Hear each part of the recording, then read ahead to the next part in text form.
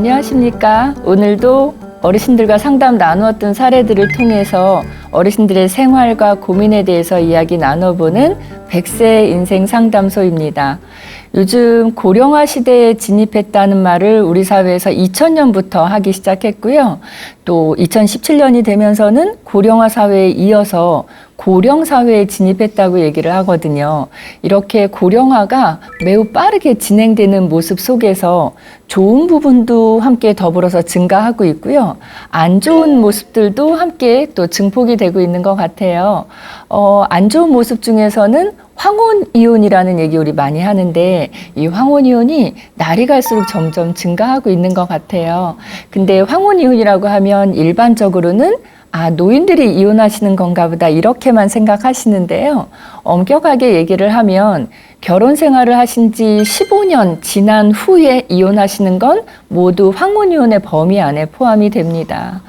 그래서 이제는 고령 시대, 고령 사회 이렇게 얘기를 한다고 하지만 앞으로 조금 있으면 2025년부터는 우리가 초고령 사회에 또 진입을 하거든요.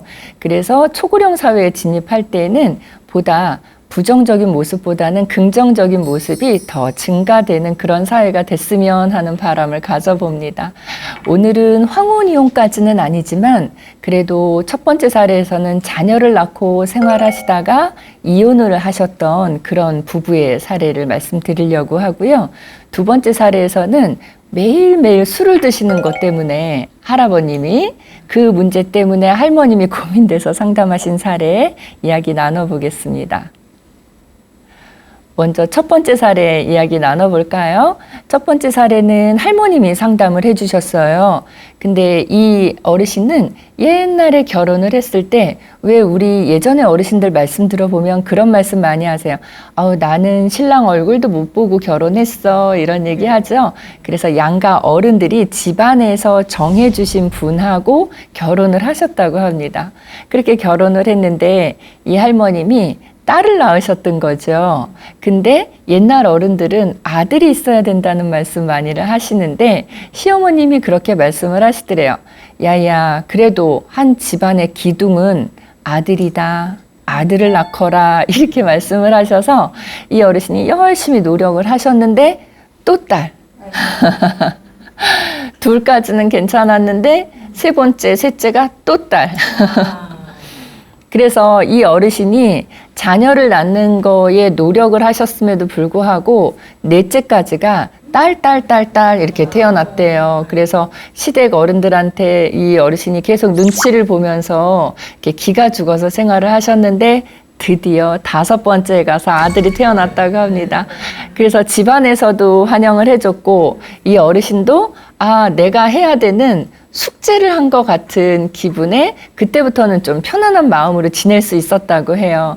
이제 나에게도 평화라는 게 찾아오나 이렇게 생각하고 있었던 시점에 남편 되시는 분이 다른 분을 만나기 시작하셨대요.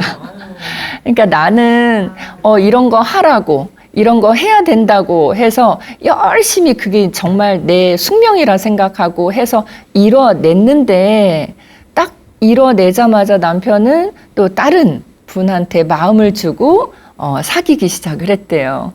그래서 너무 속상했는데 결과적으로는 어떻게 됐냐면 남편분이 그분하고 같이 살겠다고 나는 이 집에서 이제 나가겠다고 말씀을 하신 거예요.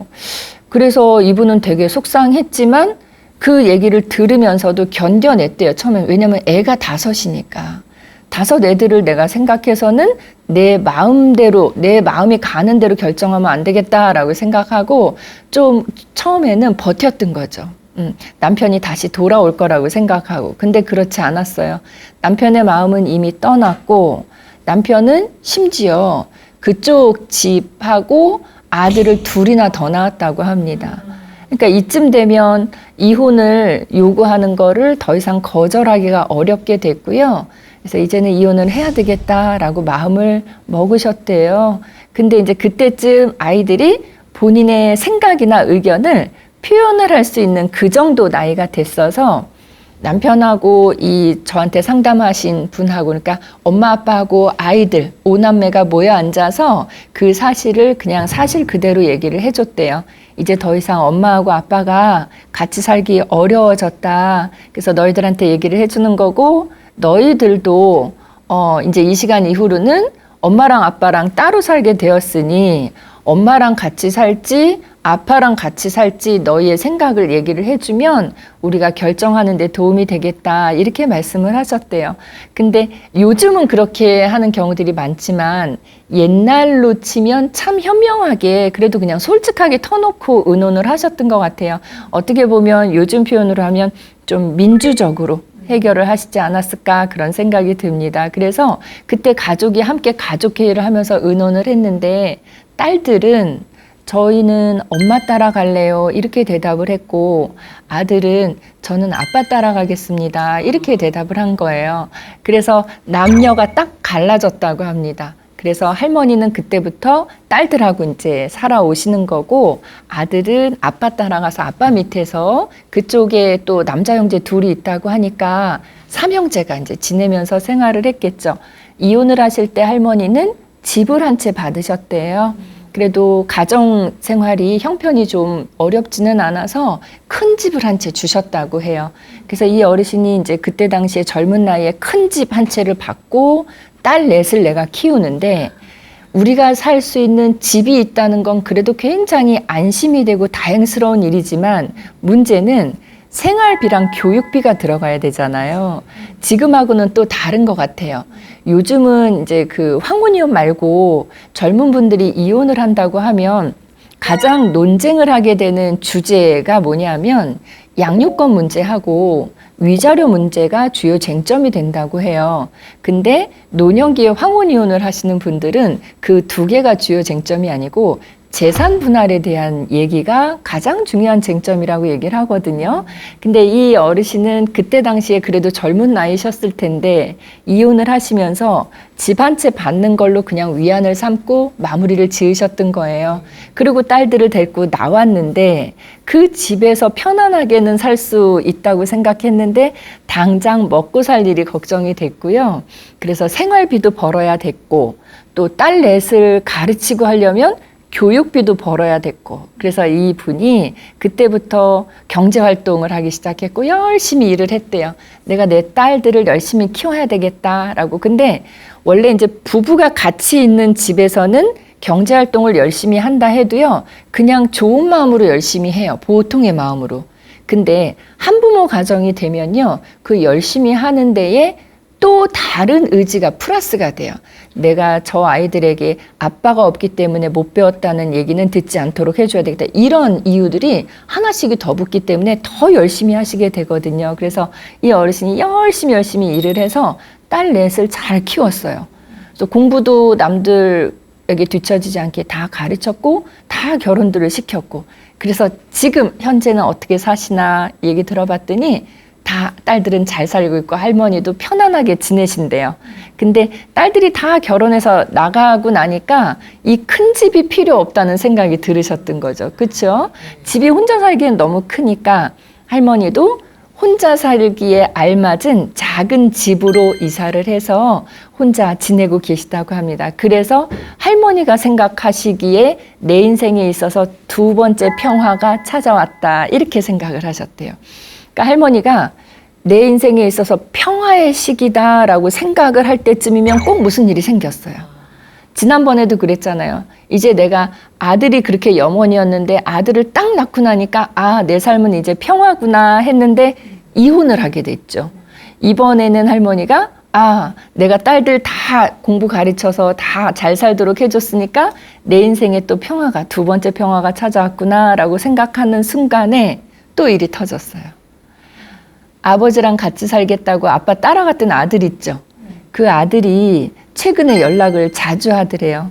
원래도 떨어져 살지만 엄마하고 아들은 그래도 연락은 가끔 주고받는 사이였어요. 근데 요즘 들어서는 연락을 여느 때보다 더 자주 하기 시작하더래요. 그러니까 할머니 마음이 좀 불안해지기 시작한 거예요. 무슨 일이 있나? 왜 이렇게 연락을 자주 하지? 라고 생각을 하고 있는데 아들이 그 얘기를 하더래요. 엄마, 나 엄마 집에 들어가서 같이 살고 싶어요. 이렇게 얘기를 한 거예요. 그러니까 할머니가 이제 혼란스러워지신 거죠. 아, 일을 어떻게 해야 될까? 무슨 일이 있는 것 같기는 하다. 아들을 만났는데 아들 안색도 안 좋고 굉장히 우울해 보였다고 해요. 그러니까 할머니 근심이 또 이렇게 쌓이기 시작했어요. 그래서 혼자 결정하기 어려운 큰 문제라고 판단이 들어서 늘 평생을 함께 살아온 딸들에게 이 사실을 터놓고 얘기를 했대요. 얘들아, 아무개가 나하고 지금 같이 살고 싶다고 연락을 해왔구나. 어떻게 해야 될지 내가 잘 모르겠어 라고 얘기했더니 딸들은 그 얘기를 듣자마자 다 펄쩍 뛰고 난리가 났대요. 아니, 아빠 좋다고 아빠 따라갈 땐 언제고 이제 와서 왜요? 왜?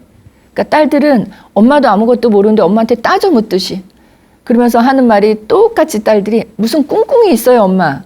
그 얘기를 하더래요. 꿍꿍이가 있다고. 엄마 절대 받아주지 마세요.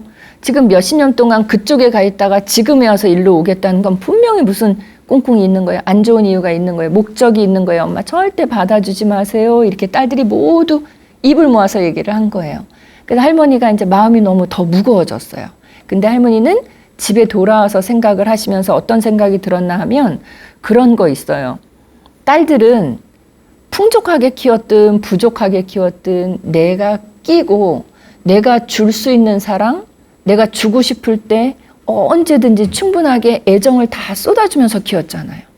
근데 아들은 내 애정을 충분히 주지 못한 채로 다른 데에서 키워졌다는 생각이 늘 할머니 마음 한켠에는 그늘처럼 자리를 잡고 있었던 거예요. 그래서 할머니는 딸들은 반대하지만 일말 나는 그래도 아들을 조금 우리 집에 들여야 되지 않을까 하는 생각도 들고 근데 이게 또 잘못된 결정인가라는 생각도 들고 어떤 판단이 가장 옳은 판단일지 이 결정을 못 하시겠다고 하면서 저희하고 상담을 주셨던 사례예요. 고민되실 것 같아요. 요 며칠 사이에 어떤 일이 생겨도 우리 많이 고민이 되는데 몇십 년 동안의 일을 지금 다시 합가를 하게 생겼으니까 아들에게 어떤 일이 있는지 할머니 지금 정확하게 모르는 상태에서 결정하기란 참 어려우실 것 같아요. 아마 이 안에 감정의 색깔로 치면 참 한 10가지도 넘는 어떻게 보면 100가지도 넘는 그런 감정의 색깔이 지금 복합적으로 이 안에서 이게 돌고 있지 않을까 하는 그런 생각이 듭니다. 그래서 저하고 상담하시는데 할머니 내내 얼굴이 어두우셨고 또 울먹울먹 하시는 대목도 있으셨고 그래서 제가 그 말씀 드렸어요. 어르신 너무 아들에 대해서 너무 크게 죄책감 느끼지 마세요. 아들이 엄마를 많이 원망하고 그랬다면 그동안 그렇게 간간히 연락을 취하고 살지도 않았을 거고 지금 아마 무슨 모르긴 몰라도 힘든 일이 있는 것 같긴 한데 힘든 일이 있을 때 엄마를 찾아왔다는 거는 엄마를 싫어하거나 원망하는 모습은 아닌 것 같습니다. 그래도 내가 의지할 만한 사람이다라는 판단이 들었기 때문에 어르신께 연락한 것 같으니까 아들에 대한 죄책감은 좀 그만하셔도 되지 않을까 싶습니다. 근데 아들을 다음번에 만나셔서 아들의 얘기를 좀 충분히 들어주실 필요는 있을 것 같습니다. 같이 살고 같이 안 살고 이게 중요한 게 아니고 아들 신상에 지금 어떤 일이 생겼는지에 대해서는 내가 좀 어르신이 알고 계시면 좋을 것 같다는 말씀을 드렸어요. 그래서 이 어르신이 그 다음번에 아드님을 한번 또 만나고 오셨어요. 그리고 저희하고 이제 다시 상담을 하셨죠. 근데 이야기를 들어봤더니 아들에게 요 최근에 연달아서 안 좋은 일들이 계속 반복적으로 생겼다고 해요. 그 일이 실직을 했대요. 아마 요즘 코로나 시기 그 내용이 반영된 게 아닌가 싶어요. 그래서 실직도 했고요. 요 몇 년 사이에 그 다음에 이혼도 했다고 합니다. 그러니까 아들이 이 안 좋은 일을 2개 연달아서 경험을 하고 나니까 마음이 너무 힘들었던 거죠. 근데 다행스러운 거는 마음이 힘들었을 때 본인이 찾아갈 수 있는 사람이 있다는 건 저는 아들에게도 상당히 좋은 일이라고 생각이 들어요. 그러니까 내가 제일 힘들 때 제일 간절하게 생각나는 사람이 엄마였던 거죠. 우리 원래 누구든지 간에 엄마라는 단어는 항상 그런 의미를 갖고 있는 것 같아요. 누구든지 힘들 때 제일 먼저 부르는 단어가 엄마인 것 같고요. 제일 먼저 떠오르는 얼굴이 엄마 얼굴인 것 같아요. 그래서 아마 할머니한테 찾아오신 것 같아요. 그래서 제가 두 번째 상담에서는 그렇게 말씀드렸어요.